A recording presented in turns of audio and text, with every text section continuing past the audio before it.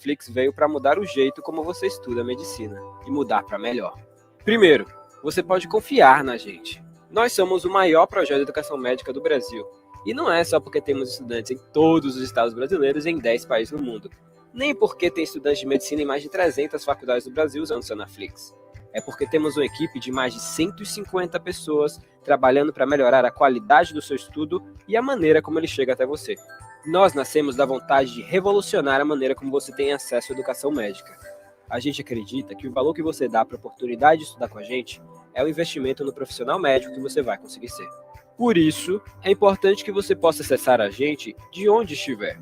Por exemplo, se você precisa usar o Sonaflix além do desktop, desenvolvemos o nosso aplicativo. Assim você pode otimizar seu tempo aproveitando o nosso material de qualquer lugar e com o mesmo conteúdo.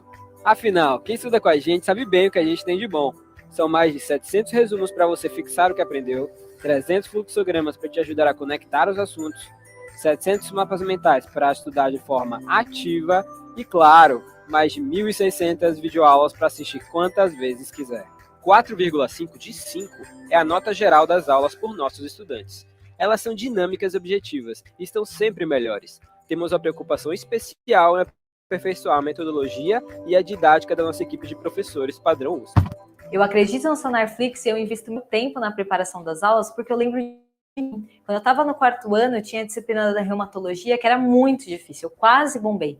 Eu fico pensando, se eu tivesse a Aline para me explicar artrite reumatoide, com certeza aquela prova teria sido bem mais fácil. Quando eu comecei a entrar na área do ensino, eu ficava maravilhado, velho, eu consigo impactar positivamente na vida de diversas pessoas de uma vez só.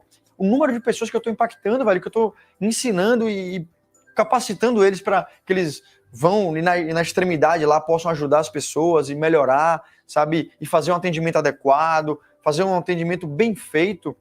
Isso é sensacional, velho. Isso é muito reconfortante. Estudar medicina não pode ser caro, tem que ser fácil. Aproveite nossos planos e assine agora. A partir de R$19,50 por mês você pode ter acesso a todo o conteúdo sem restrições. E se você ficou ainda na dúvida e quer fazer um teste, fique à vontade. Experimente o Sonaflix por 7 dias agora.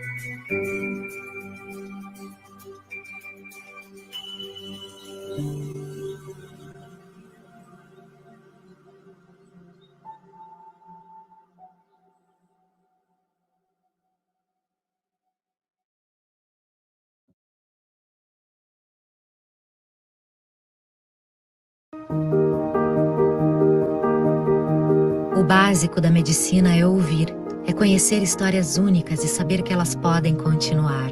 A AMD valoriza ouvir com atenção e apresenta seu novo estetoscópio da linha Spirit, o Spirit 3 Pro. A ausculta ficou mais completa.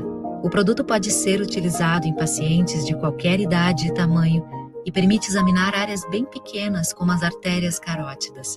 Com membranas sintonizáveis dos dois lados, basta uma leve pressão para alternar sons graves e agudos.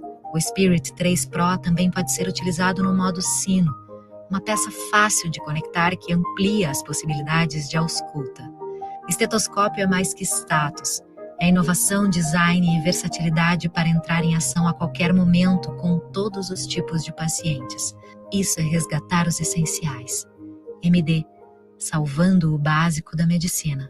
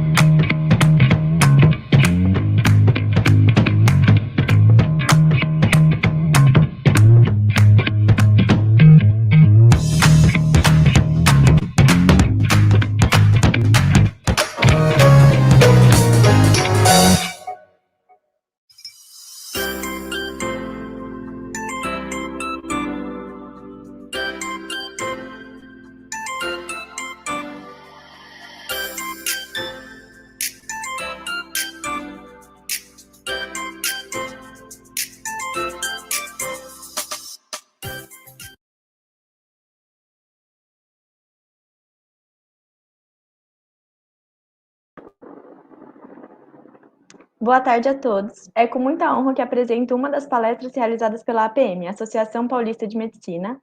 É uma honra ter a APM como a nossa parceira este ano. Muito obrigada, doutora Tereza, doutor Guilherme Peixoto e doutor Robson Miranda. Lembrando que no final dessa palestra teremos um sorteio, então preencham o form que está na descrição desse vídeo para participar. E também lembrando que essa palestra não contará como presença. Com a palavra, a doutora Tereza. Boa tarde a todos. Eu quero primeiro dar as boas-vindas a todos que estão nos assistindo e quero, em primeiro lugar, agradecer o honroso convite que o Centro Universitário Faculdade de Medicina do ABC fez para que a APM de São Bernardo do Campo, de Adema, fizesse a sua primeira participação nessa edição, na 46ª edição do Comum ABC. Agradeço também aos promotores, todos os envolvidos nesse projeto, parabenizando a todos e desejando muito sucesso. É com grande honra e alegria que a APM, a Associação Paulista de Medicina São Bernardo do Campo de Adema, participa do 46º Comum ABC, que tem por objetivo complementar a formação acadêmica e desenvolver a pesquisa científica na graduação, com cursos práticos, cursos de imersão, palestras, workshops, né? Eu vou me apresentar agora, sou Tereza Cristina, eu sou anatomopatologista de formação, eu fiz residência em anatomia patológica no Hospital AC Camargo e fui eleita agora a primeira mulher presidente da Associação Paulista de Medicina São Bernardo do Campo de Adema, nessa gestão, que se iniciou em 2020 até 2023. Quero deixar aqui um convite para vocês, venham conhecer aqui a nossa sede em São Bernardo do Campo, fica próximo aqui ao Poupatempo, para quem é da região e para quem é de São Paulo ou de outras cidades também. Convido a vocês que se associem a inúmeros benefícios que o médico pode usufruir pessoalmente, para sua família. Aqui a gente acompanha a evolução da medicina e com a sua iniciativa, você médico, você acadêmico, você pode, dentro aqui da PM, traçar novos rumos para esse futuro que se desenha. Vocês serão os senhores do destino, as lanternas da medicina, a geração do futuro da Associação Paulista de Medicina de São Bernardo do Campo de Adema. Com muita honra eu apresento, então, essa nossa palestra de hoje, que é intitulada O Consultório Médico, Como Começar a Carreira Médica, do consultório até os hospitais. E temos a presença aí de dois ilustres colegas, o Dr. Robson Miranda e o Dr. Guilherme Peixoto. O Dr. Robson Miranda, ele é graduado pela Faculdade de Medicina de Campos, fez residência em cirurgia geral pelo Instituto de Assistência Médica ao Servidor Público Estadual de São Paulo fez residência em angiologia e cirurgia vascular no Hospital Público Municipal de São Paulo, é especialista pela Sociedade Brasileira de Angiologia e Cirurgia Vascular, a SBACV, é um professor colaborador da disciplina de Angiologia e Cirurgia Vascular do Centro Universitário Faculdade de Medicina do ABC, é diretor científico da APM São Bernardo do Campo, Diadema, é responsável pelo setor de ecografia vascular do Hospital Estadual Mário Covas, em Santo André, e é proprietário da Clínica Fluxo, em São Bernardo do Campo. Apresento também para vocês o doutor Guilherme Peixoto, que é graduado pelo Centro de Faculdade de Medicina do ABC, fez residência médica em cirurgia geral e urologia pelo Centro Universitário Faculdade de Medicina do ABC, fez pós-graduação em preceptoria de ensino pelo Centro Universitário da Faculdade de Medicina do ABC, é fellow em urologia geral, fez o estágio em laparoscopia e cirurgia robótica no Johns Hopkins Hospital em Baltimore, fez mestrado em ciências de saúde pelo Centro Universitário da Faculdade do ABC e é um aluno de MBA executivo em gestão de saúde do Hospital Israelita Albert Einstein. Deixo, então, agora com vocês as nossas ilustres presenças na palestra Consultório Médico. Dr. Robson, com vocês, e Dr. Guilherme. Já acho o contrário, tá? Obrigado, Tereza, obrigado pela apresentação, obrigado pela participação, Dr. Robson, aí também, um prazer, né, Robson? E eu vou começar minha apresentação. Você queria falar alguma coisa, Robson, antes da gente começar?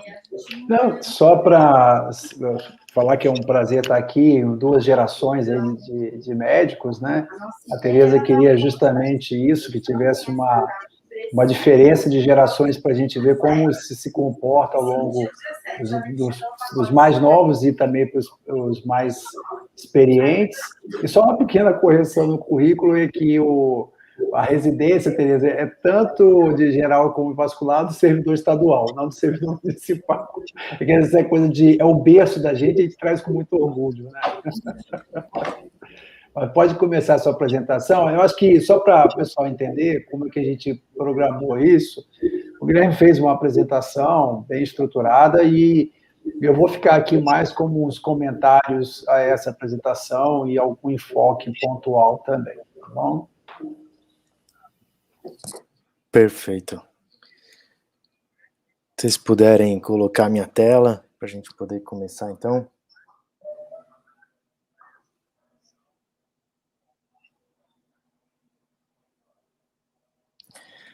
Bom, então, só querendo me apresentar, obviamente, a Tereza já fez a introdução, eu não quero fazer não gastar tempo com isso, mas é importante vocês saberem onde a gente atua, onde a gente hoje pratica a medicina, e só para passar, hoje eu tenho um consultório aí dentro do Hospital Israelita Albert Einstein, trabalho na área de gestão dentro do hospital também, na parte de relacionamento médico, também estou vinculado à disciplina de urologia da faculdade, e aí participo de algumas sociedades, né, como a Sociedade Brasileira de Urologia e a Associação Paulista de Medicina. Quem tiver mais interesse, quiser saber o currículo, não vou ficar, como falei, gastando tempo aqui, tem aí o acesso via QR Code, né? Então, como a gente estava conversando, a gente vai falar um pouquinho aqui, né, sobre o jovem médico, né? O jovem médico que está começando a sua carreira, que está começando aí os seus desafios e o mercado de trabalho, né? Por onde eu vou, o que eu faço. A ideia aqui, nessa minha apresentação, não é dizer o que fazer, mas é mais tocar vocês para o lado filosófico, trazer dúvidas, porque as dúvidas vão trazer a necessidade de busca por resposta.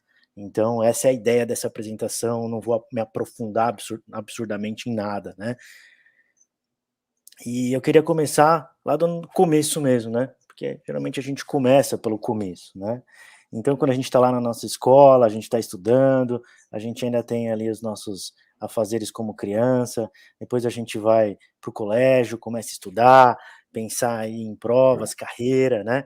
A gente passa aí por um período de extremo estresse, se preparando para um vestibular, A gente escolheu medicina, né, esse é o intuito da apresentação, a gente escolheu medicina e a gente sabe que isso é extremamente desgastante, o estudo, o preparo, envolve família, envolve diversos aspectos, é muita gente dando suporte para a gente conseguir a nossa conquista, né?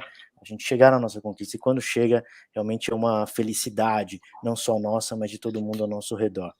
E depois vem a faculdade.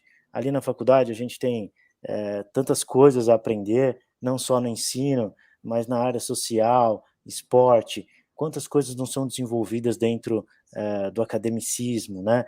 Na nossa formação como médico. E é super bacana isso, e é interessante essa sinergia de aprendizados, né?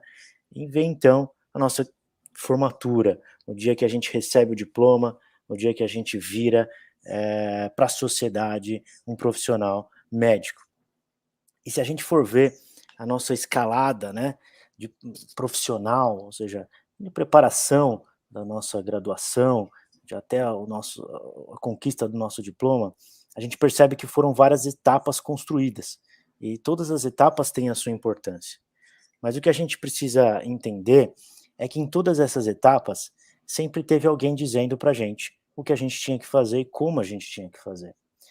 A gente sempre entrou numa escola, numa faculdade, e sempre foi dado para a gente uma matriz curricular, sempre foi cobrado da gente em provas áreas determinadas por alguém.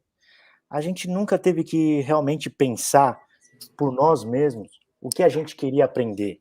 Eu vou entrar na faculdade e eu vou descobrir o que eu quero aprender. Não, não é assim. Então a gente sempre teve uma mão terceira dizendo para a gente, montando a escada, e é óbvio, a gente tinha que subir essa escada, a gente tinha desafios, a gente tem que estudar, a gente tem que vencer esses desafios, mas sempre um terceiro apontando para a gente como isso deveria ser feito. E aí a gente recebe um diploma ao final do nosso 6º ano, e um passe literal para a sociedade, para o mercado de trabalho, e a gente vai ter que tomar as decisões agora por nós mesmos. E aí, o que fazer? Dentro de tantas possibilidades, eu vou trabalhar num hospital, eu vou abrir um consultório, eu vou fazer uma pós-graduação, eu vou fazer uma residência médica, o que eu vou fazer? Agora sou eu que decido e eu que digo como tem que ser feito. Como que eu vou conseguir tomar essa decisão mais segura, né? E eu acho que esse é o grande objetivo dessa palestra. Além disso, a gente tem outros diversos aí vínculos que a gente pode, então, ter com as instituições, vínculos empregatícios, vínculos de recebimento.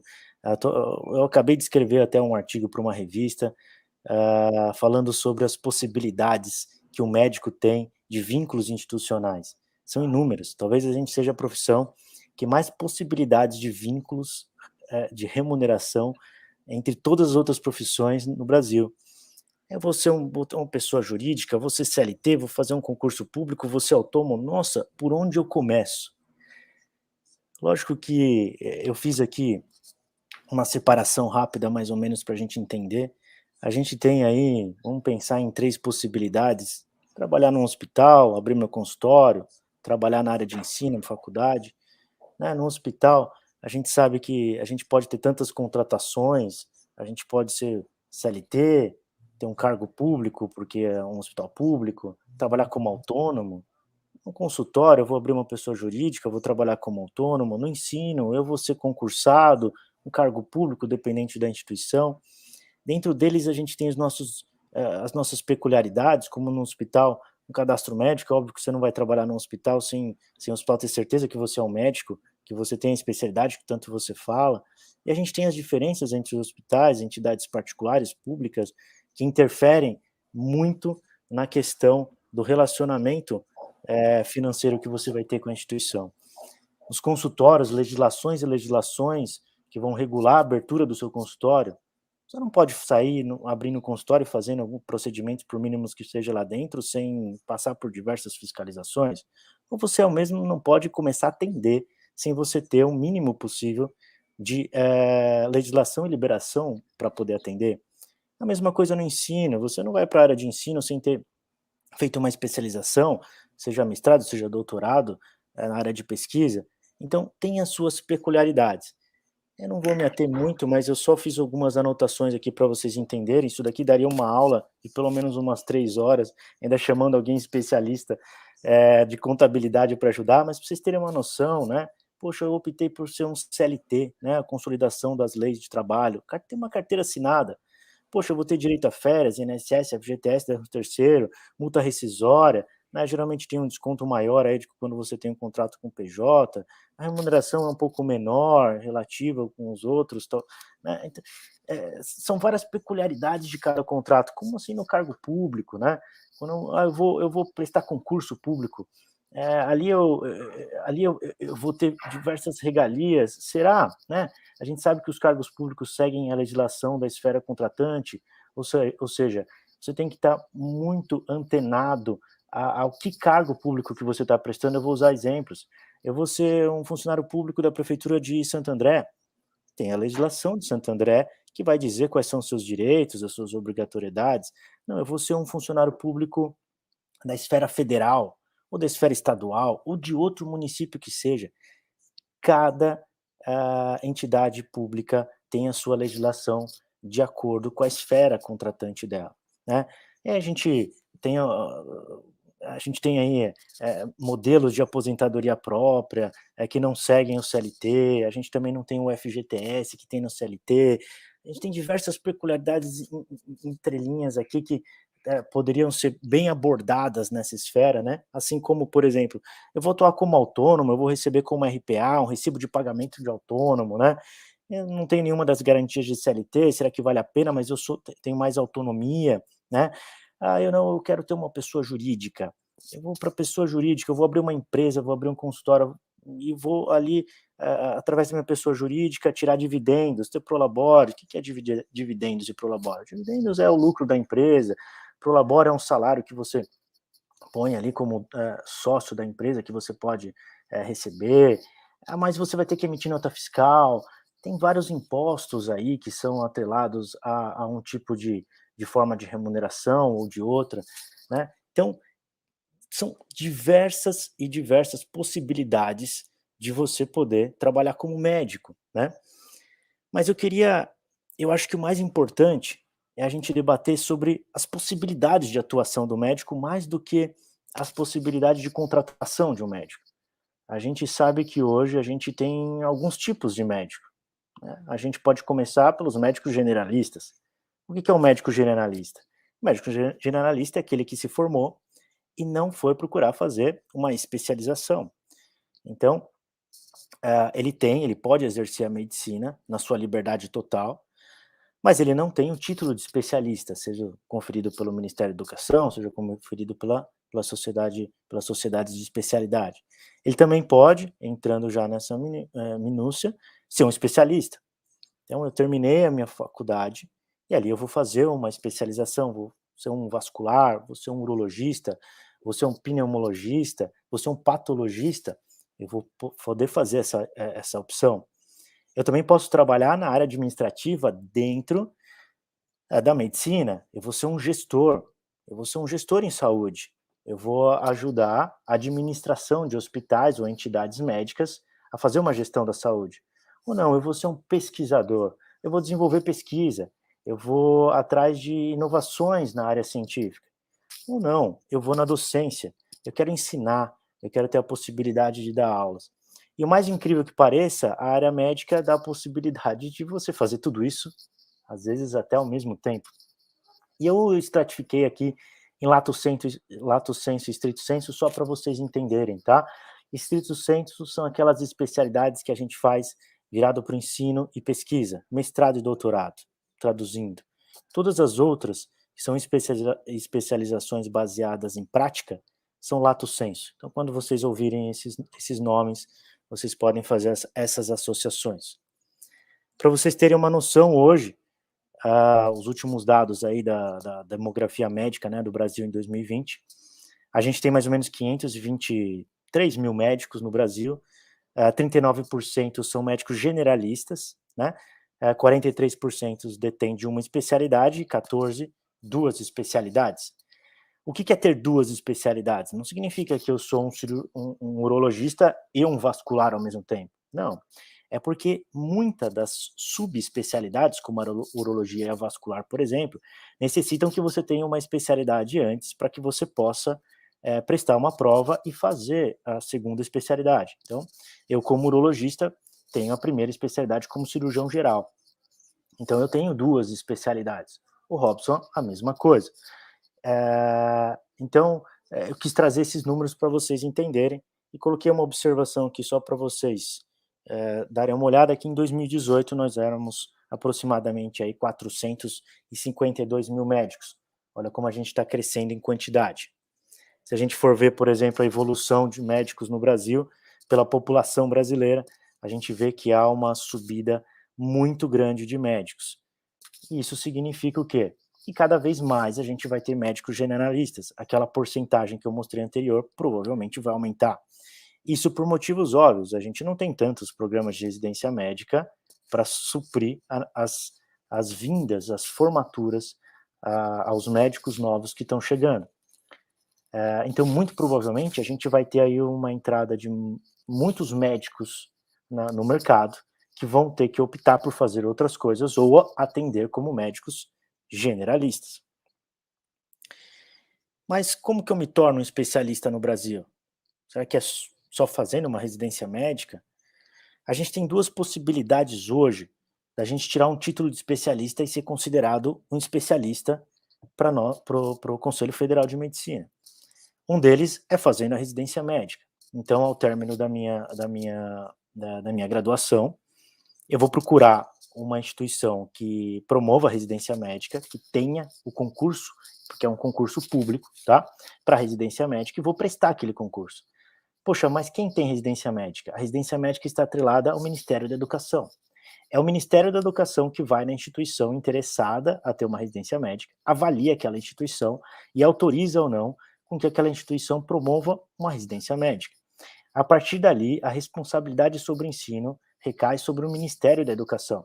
Eu tive o privilégio de trabalhar 2 anos no Ministério, representando os médicos residentes do Brasil, construindo diversos aspectos dentro da formação médica. E a gente vê que às vezes há um mau entendimento entre o que é a residência médica e que é um título de especialista dado pela sociedade. Então, ao final da sua residência médica, você recebe um diploma que é assinado pela instituição e pelo Ministério da Educação, conferindo um título de especialista. Mas eu preciso prestar a prova da sociedade além da minha residência? Não. Você já é titulado a partir de então. E você pode registrar esse seu certificado no Conselho Federal de Medicina, ao qual é obrigatório que tenha esse registro para que você possa exercer aquela especialidade. Então, eu não posso divulgar que eu sou um urologista, eu não posso praticar atividade como urologista e divulgar isso se eu não tiver registrado o meu diploma no Conselho Federal de Medicina. A outra possibilidade de ser um especialista é através das provas de sociedade. Então, a sociedade, na representação da AMB, Associação Médica Brasileira, tem todas ali debaixo do guarda-chuva da AMB, todas as sociedades de especialidade. Sociedade urologia, vascular, torácica e tudo mais. E essas sociedades vão dizer o modo como cada uma quer avaliar aquele médico para conceder-lhe um título de especialista. Isso vai da peculiaridade de cada sociedade. Uns querem que tenham feito residência médica, outros que tenham uma experiência dentro da área supervisionada por um outro especialista, outros que façam provas, e por aí vai. Pode também ter a combinação disso. Depois que você seguiu e conseguiu passar por todo o checklist, né, da sociedade para chegar a um título de especialista, a sociedade pode lhe conferir também o título e você registrar esse título no Conselho Federal de Medicina. E aí a gente põe o Ministério da Educação de um lado, a AMB do outro, os duas conferindo praticamente o mesmo título de especialista. Não, eu não vejo por esse lado. Eu vejo que um dá um tipo de título, o outro dá um outro tipo de título, os dois conferindo para a mesma autorização, ou seja, para que você tenha a mesma capacidade. Mas são títulos, para mim, ao meu ver, completamente diferentes. O título de residência médica é o título que você vai, através do seu da sua residência, através da prática, desenvolver as suas habilidades. O título dado pela sociedade é quase que uma chancela de tudo aquilo que você aprendeu. Os 2 títulos são extremamente necessários para comprovar com que você tenha uma boa habilidade dentro daquela sua especialidade. Hoje, praticamente todas as instituições aí particulares que vocês conhecem, e muitas públicas, exigem com que você tenha pelo menos um dos títulos, mas aquelas instituições que preconizam realmente pelo atendimento diferenciado, muitas vezes querem que você tenha os 2 títulos. Só para vocês entenderem, né, a residência existe aí desde 1977, né, quando foi criada a Comissão Nacional de Residência Médica dentro do Ministério da Educação, que preconizou aí como padrão ouro de especialização médica, tá? E em 1981 aí, a única coisa que teve uma alteração da lei aí, que foi a abdicação do termo de dedicação exclusiva da residência médica, porque antigamente era obrigatório que você não pudesse fazer nenhuma outra atividade a não ser a residência médica, supriu esse termo e aí conferiu a possibilidade e a exigência com que o CFM aceitasse esses títulos de residência médica para cadastrar como especialidade. Então, voltando ao último slide, o que é importante saber? É importante com que nós façamos residência, é muito importante, mas é mais importante ainda com que a gente tenha a bênção das nossas sociedades. As nossas sociedades que são formadas e representativas de classe, elas sabem aquilo que a gente tem que saber para ser bons especialistas. Um erro que é muito prático, que eu vejo muito acontecer, é a gente achar, por exemplo, que o CFM ou o CREMESP, né, ou o CRM, Conselho Federal de Medicina, ou o Conselho Regional de Medicina, representam os médicos. Os conselhos, eles são autarquias. Na realidade, eles representam a população ao qual os médicos estão servindo. A AMB é uma associação, ela representa a classe. A AMB representa os médicos.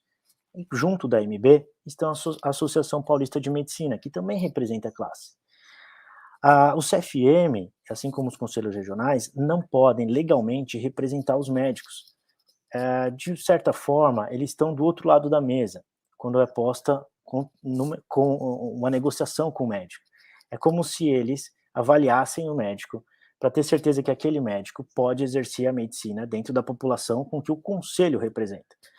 O chefe supremo dos conselhos é o presidente da República e não a classe médica. A Associação Médica Brasileira representa os médicos e por ela a gente tem que então ter essa representatividade. E esse é talvez um dos motivos mais importantes da gente ter o reconhecimento da nossa especialidade pelas sociedades de especialidade. Mas quais são as outras áreas de atuação do médico? Eu entendi que eu posso fazer uma residência médica, que eu posso ser um médico especialista. Mas o que mais que eu posso fazer, além de um médico especialista e um médico generalista? Bom, a gente tem diversas áreas em que a gente pode atuar. Uma delas, por exemplo, a gestão em saúde. Eu coloquei essa foto aqui porque me remete muito na forma como eu penso. Uma pessoa olhando para o mundo, como se estivesse olhando pela janela. Quantas possibilidades, quantas coisas acontecendo ao mesmo tempo. Quantas coisas podem ser construídas e estão sendo construídas tudo ao mesmo tempo. E isso traz diversas oportunidades dentro da saúde. A nossa saúde brasileira, ainda tem muito que crescer para chegar ao nível de outros países. Isso já está acontecendo. A gente está passando por uma revolução dentro da área de saúde. E a gente vai precisar de pessoas engajadas e muito competentes para conseguir com que essa revolução seja eficiente.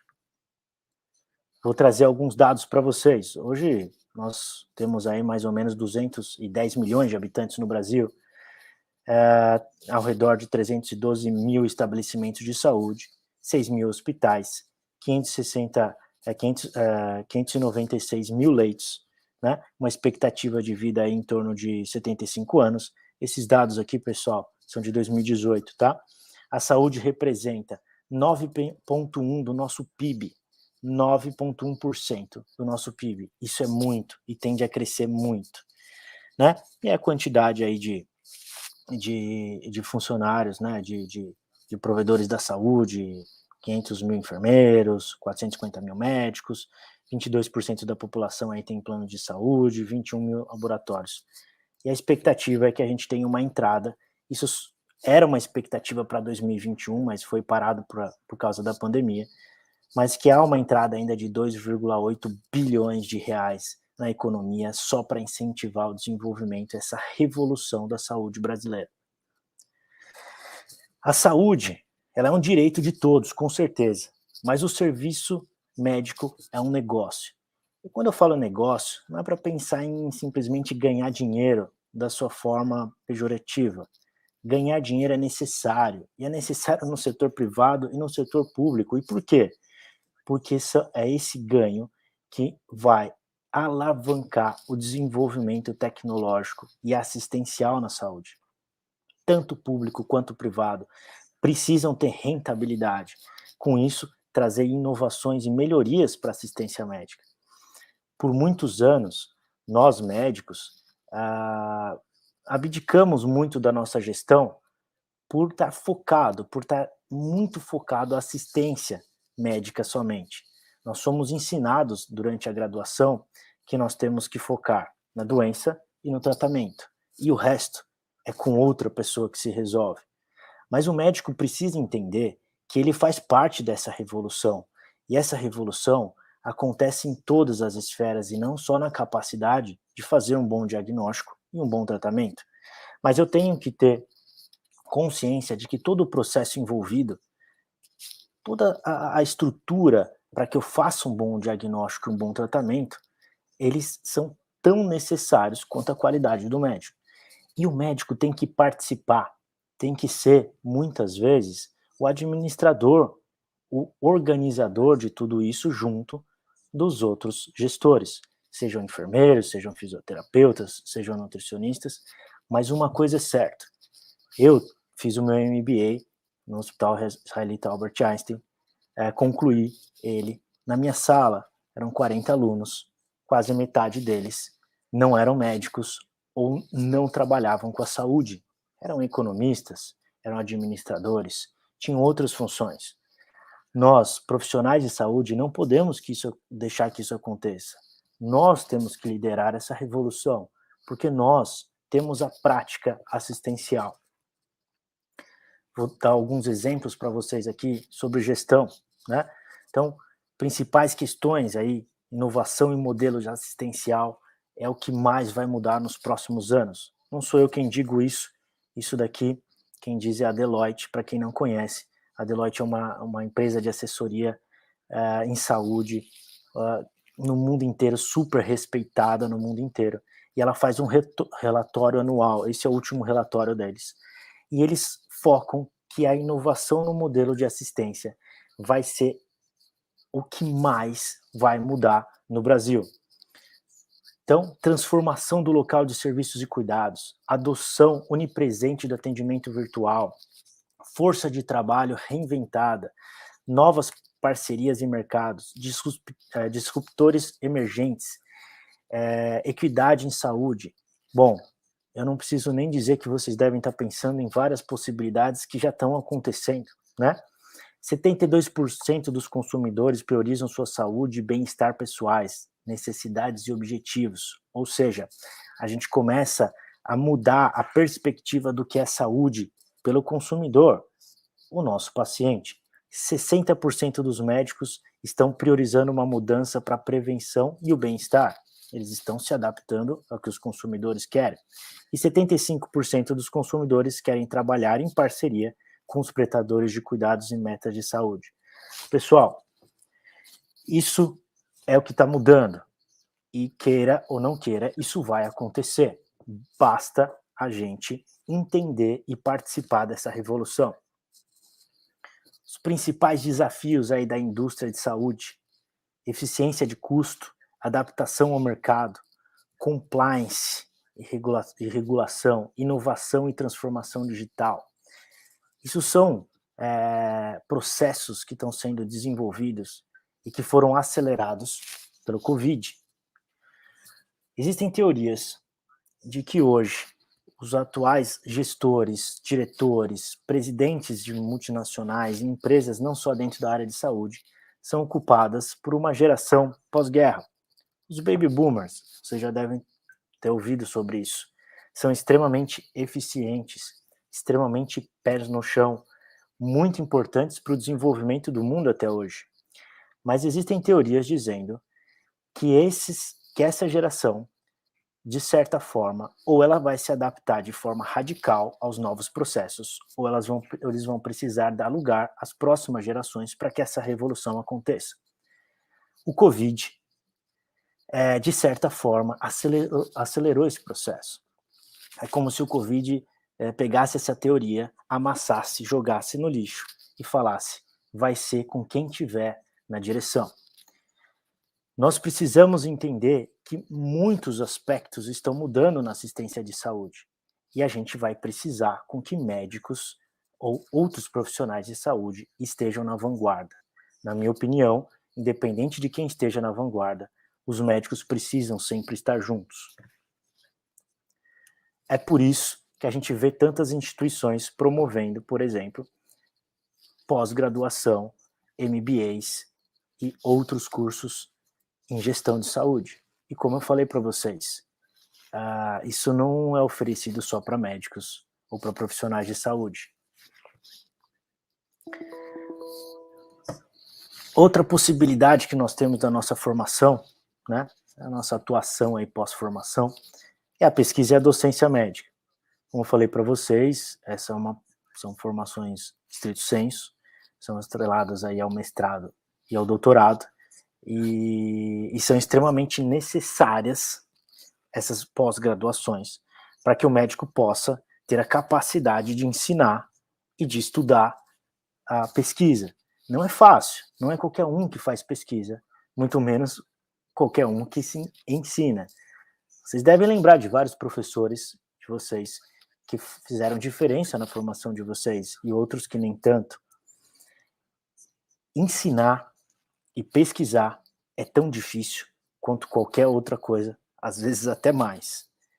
E é extremamente necessário com que a gente esteja preparado para enfrentar.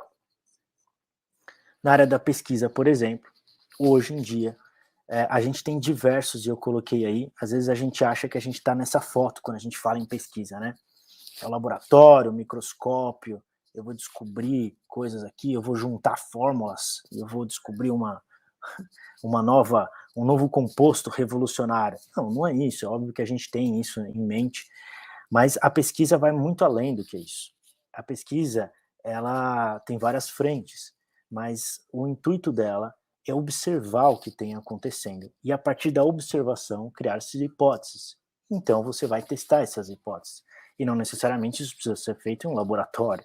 Isso pode ser feito em questões comportamentais, em questões de acompanhamento da evolução de uma doença, testes terapêuticos, não necessariamente dentro de um laboratório. E mais importante do que isso, a gente precisa estar muito equipado com plataformas que nos deem sustentabilidade para o desenvolvimento de uma pesquisa realmente interessante e com os resultados relevantes. Vocês devem estar acompanhando. O Covid, mais uma vez, expôs a fragilidade de diversas pesquisas, né? Então, eu coloquei aqui em volta dessa fotinho, obviamente, muito pouco do que existe, diversas plataformas que podem auxiliar na busca de banco de dados, ou até mesmo na interpretação dos dados, que são muito usadas na atualidade e que vão precisar cada vez mais de pessoas interessadas em pesquisa para desenvolvê-las. Dou aqui 2 exemplos nossos da nossa casa, da ABC. A gente tem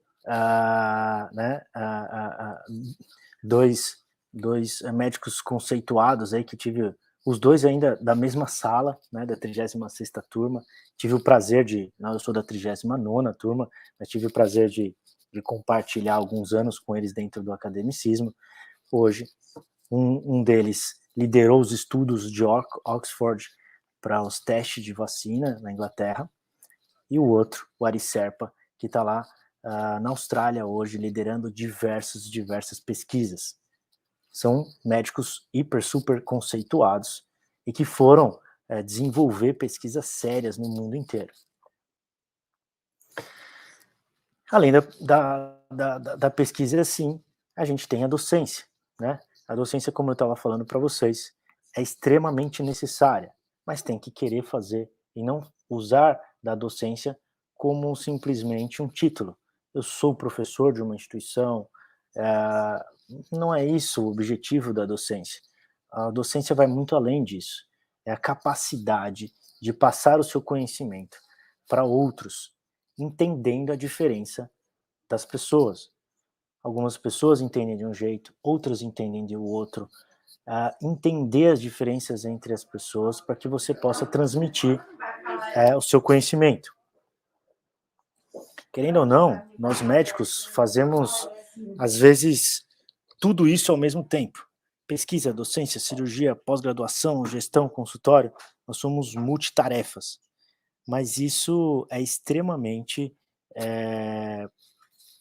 atual, né? Quantos de vocês, olha, talvez vocês tenham pais médicos, talvez parentes médicos, quanto que a gente não faz disso tudo ao mesmo tempo? Não sei se essa é a melhor solução. Ao meu ver, talvez a gente devesse se dedicar uma ou outra atuação, ou talvez uma só, mas a gente tem várias possibilidades como médico de estar atuando. Independente de qualquer coisa, eu gosto muito dessa frase, né, do Steve Jobs, não deixe o barulho da opinião dos outros abafar sua voz interior, né? E mais importante, tenha coragem de seguir seu coração e sua intuição. Eles, de alguma forma, já sabem o que você realmente quer se tornar. Tudo mais é secundário. Eu trouxe aqui para vocês, como eu disse, pensamentos, ideias, para que criem dúvidas dentro da cabeça de vocês, para que vocês procurem respostas. Que lado que eu vou escolher, aonde eu vou optar por fazer, mas tenha a ideia de que aquilo que toca o seu coração, com certeza vai ser o diferencial. Eu vou deixar o meu contato, gostaria que o Robson, se o Robson quiser fazer alguma complementação de algum slide, alguma coisa, eu posso até voltar alguma coisa, Robson? Não, eu achei fantástica essa sua apresentação, porque ela cobre, deu uma ideia ampla de todo o universo que o médico tem a disponibilidade de trabalho. E lembrando que isso é uma das grandes vantagens da nossa profissão. Eu sempre falo para as minhas filhas, uma é médica, a outra se formando, que é uma profissão que, a partir do momento que você tem essa formação como médico, depois você pode trabalhar em diversas áreas. Você pode, como você mesmo citou, trabalhar em ensino, trabalhar em pesquisa, trabalhar em administração, trabalhar em docência, ou mesmo como assistente médico, atendendo consulta ou atendendo hospital. E mais recentemente, até por conta até da evolução das tecnologias médicas, e melhor, das tecnologias em geral que acabaram influenciando a área médica, e que realmente, como você citou, nesse último ano e meio, houve um incremento muito grande, essa área de empreendedorismo também.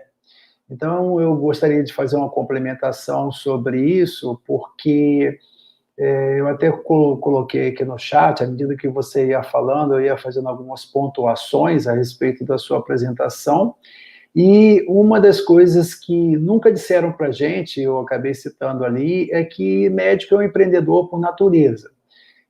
Contando um pouquinho da minha experiência como médico, eu não tenho médico na família, sou o primeiro médico da família, e muito dessa sensação de necessidade de você empreender vem do que meu pai passou para mim. Meu pai sempre falou, de preferência não seja empregado. Veja bem, isso é uma posição dele e que eu comprei como ideia para mim.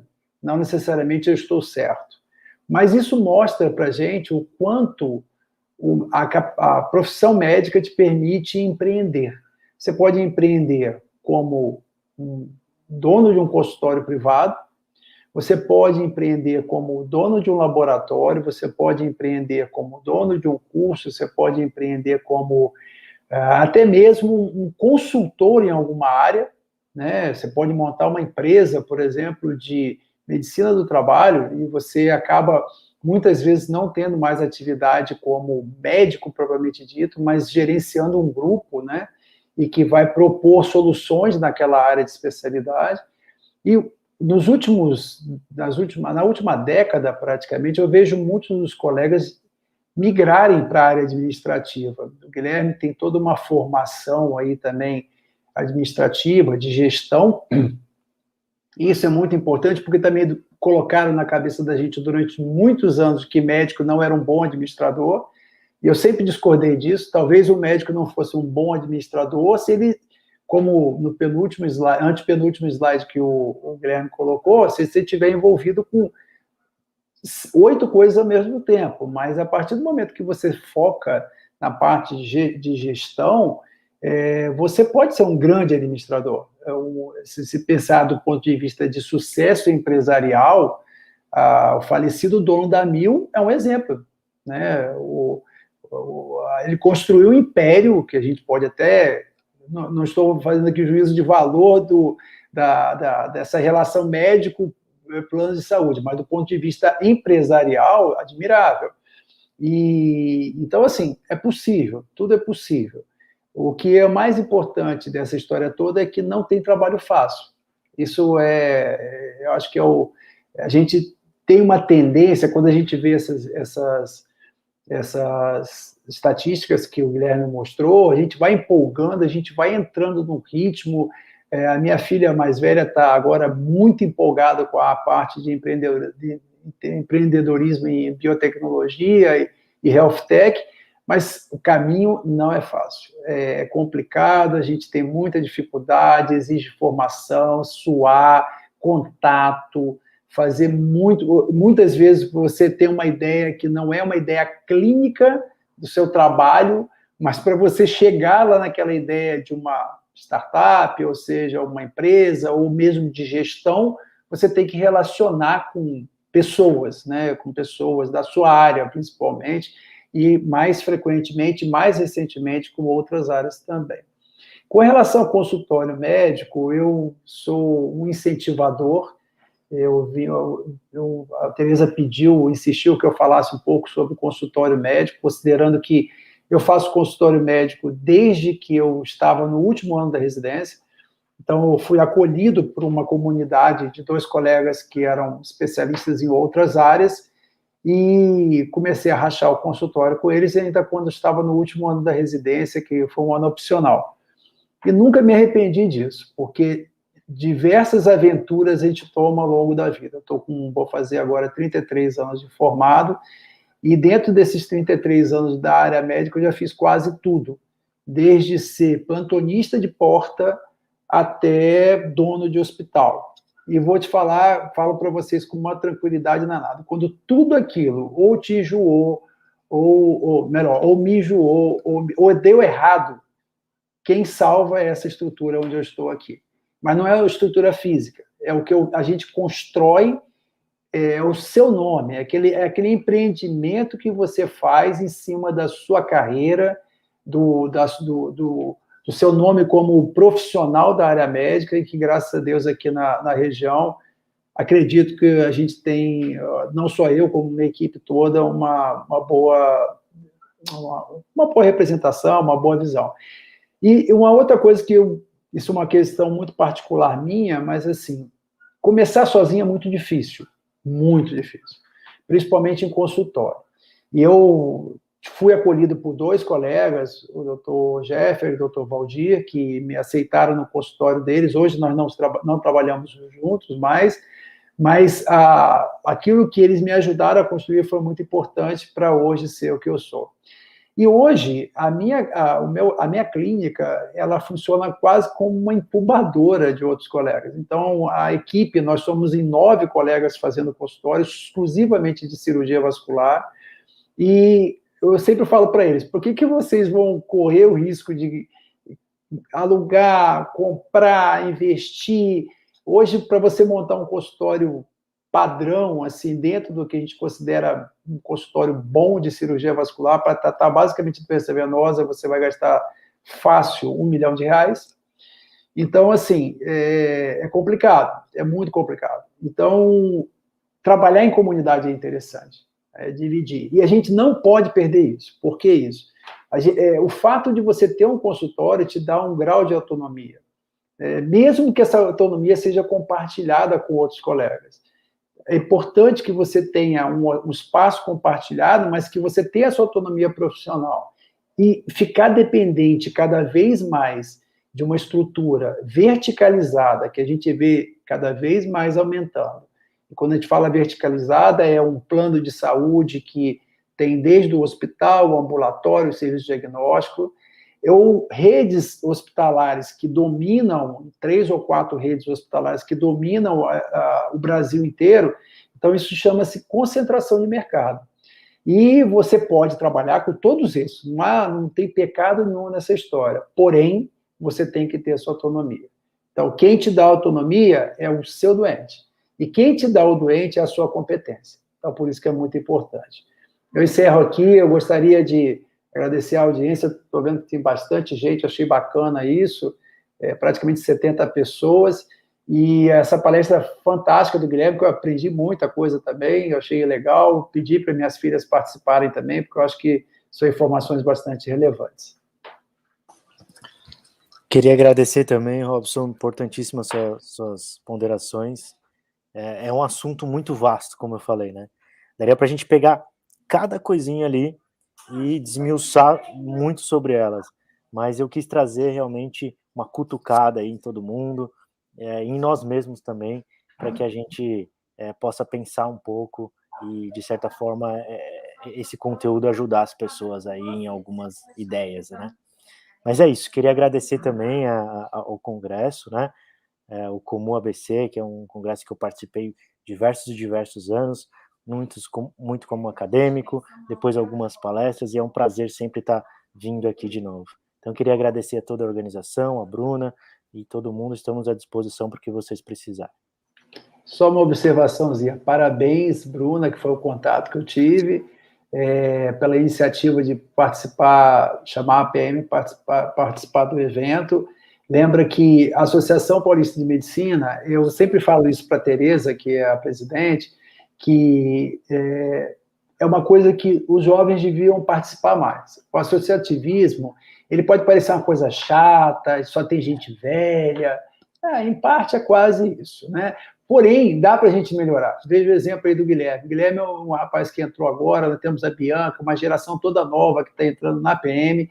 Eu sempre me esforcei para isso, porque eu acho que é sangue novo, sempre dá uma melhorada no ambiente, né? Tem o pessoal mais velho que vai passar para vocês aquela experiência que vocês estão ansiosos de ter, e, além disso, é um excelente ponto de formação de comunidade, de vocês se agregarem. A partir do momento que você tem uma comunidade, você se sente protegido. Então, quando eu tenho um colega, um caso aqui, de uma especialidade, que eu não sei para onde mandar, hoje a coisa mais chata que tem é você falar assim, procura no livro do seu convênio. Não, eu tenho um excelente neurocirurgião, eu tenho um excelente ginecologista, um ginecologista que só faz determinada coisa, que vai cumprir e vai melhorar, vai ser a pessoa certa para você. Então, a formação de uma comunidade ajuda bastante. E a APM é muito light. Eu recomendo que amanhã vocês vejam a palestra que vai ter da APM para diferenciar o que é a Associação Paulista de Medicina, a AMB, o que é CRM, o que é polícia, o que é comunidade, para vocês entenderem melhor a estrutura do que vocês vão passar daqui para frente, tá bom? Muito obrigado a todos e foi um prazer estar aqui. Muito obrigada, doutores. A palestra foi ótima. Eu queria agradecer em nome de toda a organização do 46º Comum ABC, a doutora Tereza, o doutor Guilherme, o doutor Robson. A palestra foi sensacional, assim, acho que conseguiu abrir muito a nossa cabeça para muitas coisas que a gente não tava muito pensando sobre. Eu fiquei muito feliz com essa parceria e muito obrigada pela disponibilidade. Agora a gente tem algumas dúvidas dos congressistas. eu convido as acadêmicas Júlia e Stephanie, do Departamento de Relações Externas, para ler as dúvidas. Oi, professor. Boa tarde. Eu sou a Júlia e eu vou ler uma das dúvidas que os alunos tiveram aqui. Um deles escreveu: doutor, você acha que a figura do médico pode ficar, de certo modo, obsoleta com o aumento do uso de novas tecnologias na medicina? Quer responder essa, Robson? Eu gostaria, sim. Olha, eu acho que não.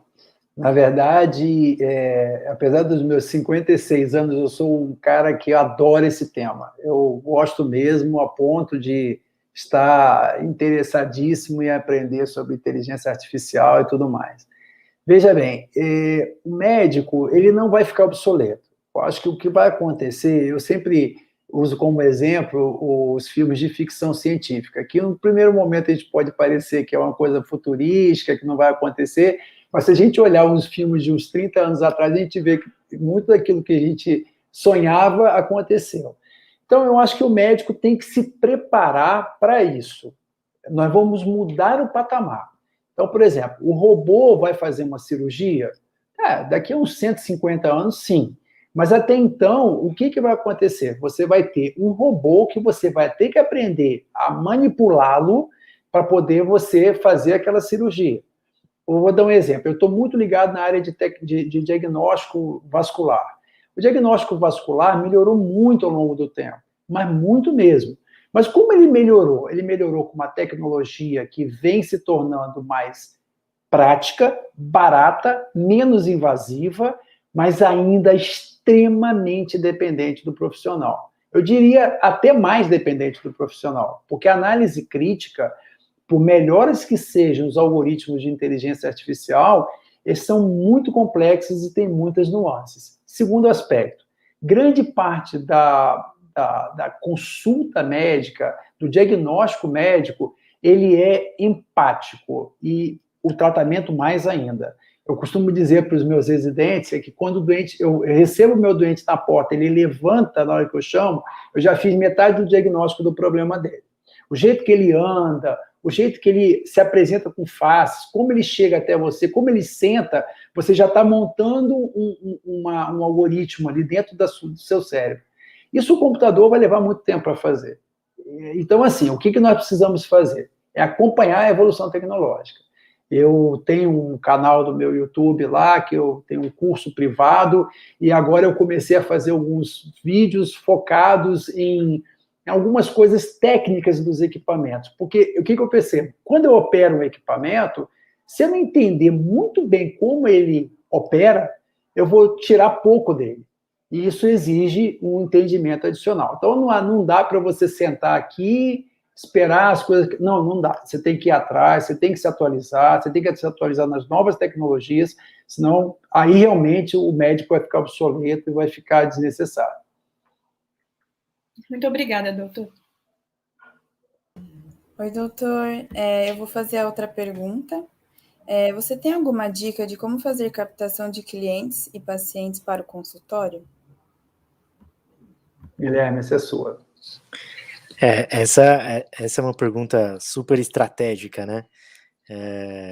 E realmente, assim, as possibilidades são infinitas, mas são poucas que são eficientes, né?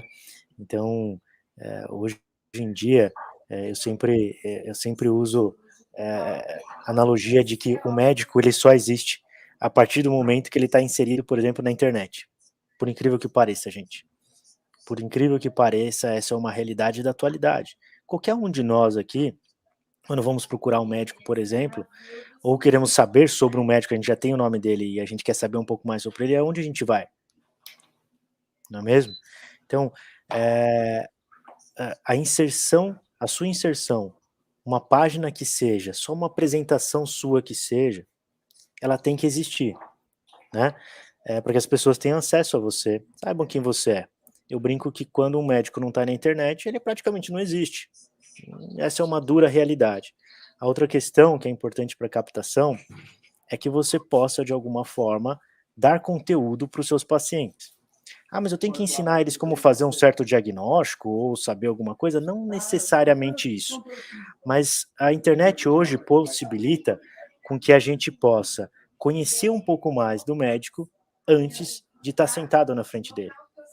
E a terceira coisa, facilite a chegada do paciente até você. Facilite o agendamento dele. Hoje em dia, a gente tem que entender que a saúde é uma experiência. Mais do que fazer um diagnóstico, um tratamento, é uma experiência. Tudo, o paciente procura em tudo uma experiência. Então, ele quer uma facilidade em agendamento com você, ele quer um acesso mais fácil a você, ele quer saber quem você é antes de sentar na sua frente, ele quer saber muito sobre você antes mesmo de te conhecer. Se você tornar a experiência dele um diferencial, você atrai pacientes. Você cada vez vai ter uma busca mais ativa por você. Então, se torne disponível e torne o seu acesso a você mais fácil. A internet tem diversas possibilidades para isso, é só a gente imaginar. Google, Google, né, a gente hoje usa muito a parte de busca do Google, comprar anúncios, fazer site, agendamento online, e tudo isso são possibilidades que você tem que criar para a experiência do seu paciente, isso é particular. Mas foque nisso, a experiência do paciente é o diferencial de hoje. Posso fazer uma pontuação aqui, Guilherme? É o seguinte, tudo isso é interessante você captar, mas a captação é uma coisa. Agora, o doente tem que chegar a você e aquilo tudo que você vendeu ser uma realidade. Então, você tem que ser coerente. A coerência entre o produto que você vende e o jeito que você apresenta o produto e o que realmente você vende. Vou dar um exemplo bem prático disso que o Guilherme está falando. Eu estou na internet desde 1995, eu tenho um site. Em 1994, quando a internet comercial estava chegando no Brasil, só tinha um provedor em São Paulo, eu fui lá na porta do provedor e falei, eu quero me cadastrar. Eu arrisco a dizer que aqui em São Bernardo, eu acho que fui o primeiro a acessar a internet como usuário padrão, né? Então, assim, o meu primeiro site, se vocês entrarem lá na internet, tem um site lá que chama Internet Memory, alguma coisa assim, botar lá fluxo.com.br, é capaz de vocês puxarem um site lá de 1995 que estava no ar. Então, nesse tempo eu fui aprendendo algumas coisas, e realmente é isso. Você tem que estar disponível para as pessoas têm que saber quem você é, tem que dar consistência para o que você vende. Então, o meu currículo Lattes fica disponível para o pessoal, e não quer dizer necessariamente que o meu currículo Lattes significa que eu seja um bom médico cirurgião vascular, né? Então, não adianta o paciente chegar com uma expectativa lá em cima e chegar aqui o atendimento ser uma porcaria. Entendeu? Não adianta você estar com uma gravatinha, paletó, tudo bonitinho e tratar mal o paciente, não receber o paciente na porta. Porque a partir do momento que você está aqui sentadinho, entra o próximo, com uma página maravilhosa lá no Instagram, lindo, maravilhoso, viajando para Dubai e tal, não adianta, entendeu? Isso não funciona. Então tem que ter consistência. Aí entra o segundo aspecto que eu vou completar, Guilherme, comunidade. Comunidade é muito importante. Vocês vão ver, e eu vejo isso pelos meus residentes, quando eles saem, começam o consultório, o doente chega para eles, em parte pelo acesso pela internet, coisa e tal, que é muita ligação, atende, e cada 10 um vem, mas quando que você começa a operar, por exemplo, no caso da vascular? É a sua amiga que tem uma amiga que conhece o seu trabalho. Entendeu? Então, é aquela pessoa que está lá na PM e você falou assim, Robson, você faz cirurgia dermatológica, fulano de tal. Pô, eu não conheço ninguém que faz isso aqui. Pronto, virou referência de todos os médicos da PM, cirurgia dermatológica. O Guilherme agora é a geração mais nova da urologia. Há uma geração mais antiga da urologia. Entendeu? Então, assim, as coisas vão passando. E isso é muito importante. Eu falo para vocês que realmente, ontem eu estava saindo do Hospital Mário Covas, a doutora Alicia, eu vejo outro, me liga para poder passar um caso que ela estava na dúvida e ela me passou um paciente hoje de manhã. Comunidade. Então, não é só a questão da mídia digital, que hoje é impossível, como o Guilherme falou. Não há como. Porém, não só isso. Certo, muito obrigada, professor.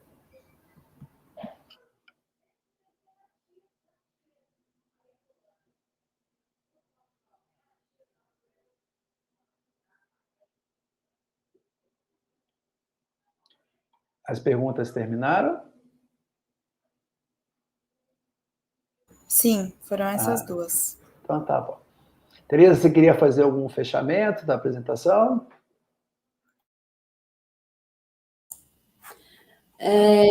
Como vocês puderam ver, com muita alegria que a gente vê vocês participando, vocês acadêmicas, né, no início aí da conquista aí da graduação, do final da graduação.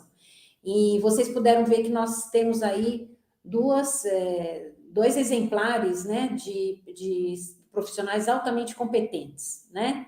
O doutor Robson, o doutor Guilherme, cada um dentro da sua área, e compartilhando com vocês o conhecimento deles, o aconselhamento deles, e tudo isso a gente está fazendo parte da APM, da Associação Paulista de Medicina.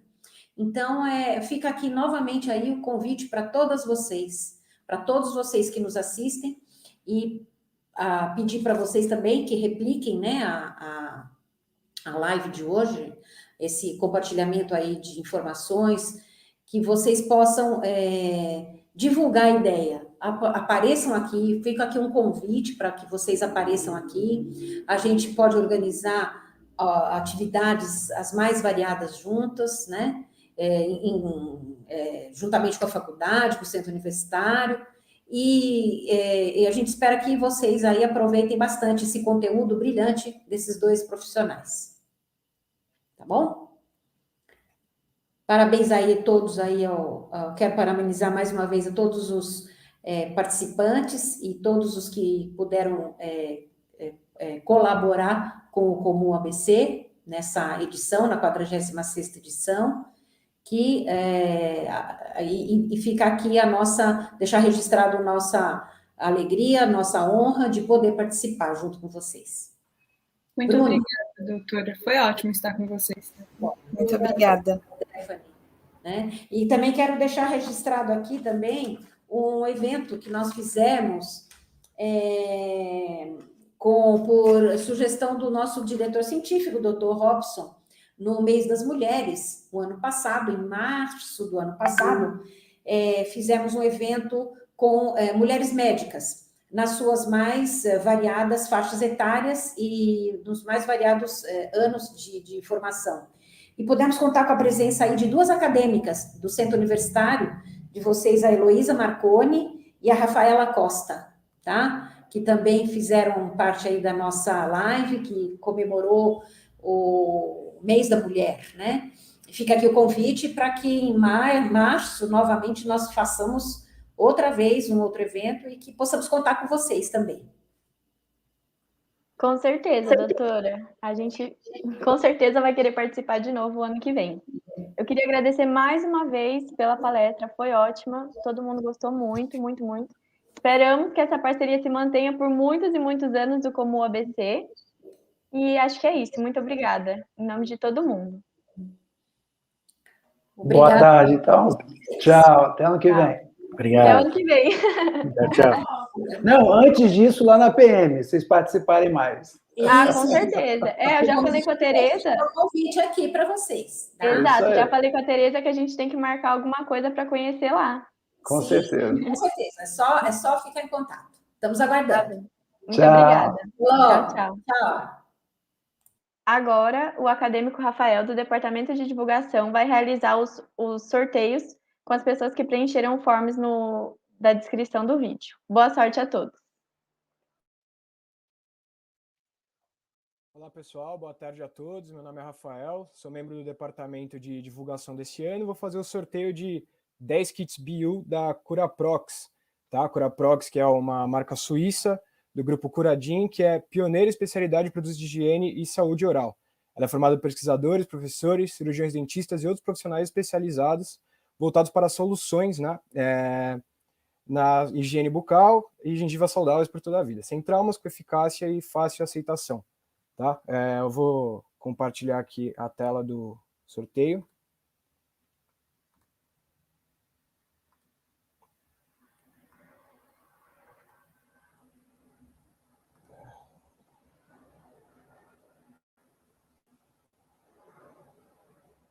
Tá aqui todos os nomes, vou sortear então, tá?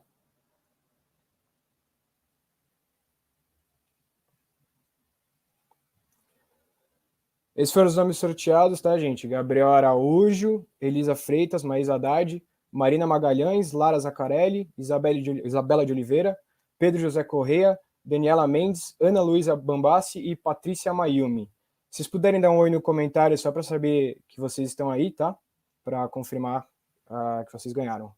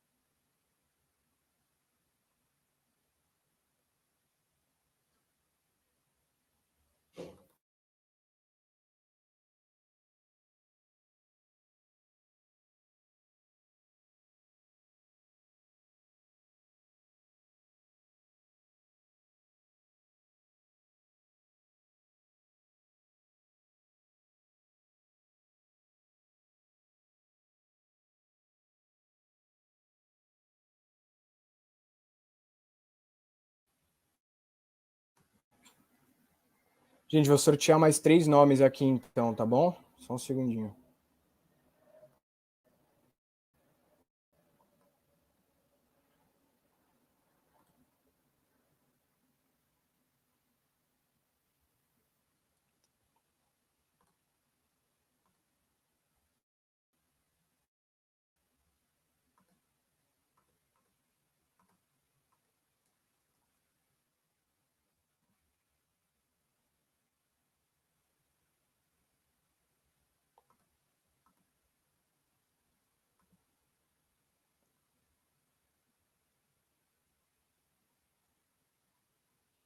Tem os novos 3 nomes aí, Lara Zaccarelli, Fernanda Lopes e Renan Sakamoto.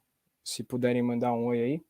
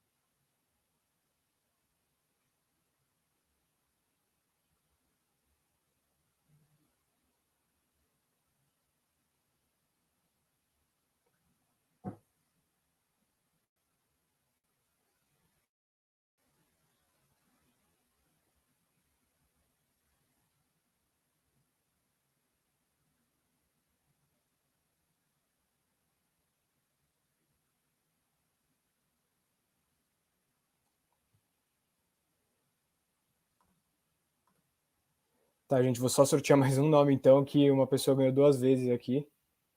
Rapidinho.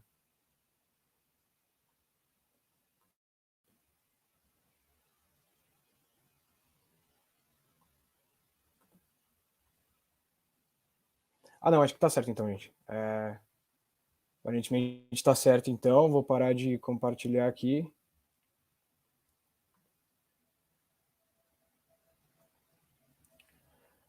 Bom, parabéns aos vencedores, então. Obrigado pela participação de todos. E mais uma vez, obrigado à Curaprox por ser nosso parceiro esse ano. Fiquem atentos que a gente vai ter sorteio em todas as palestras do evento, tá? Obrigado e bom congresso a todos.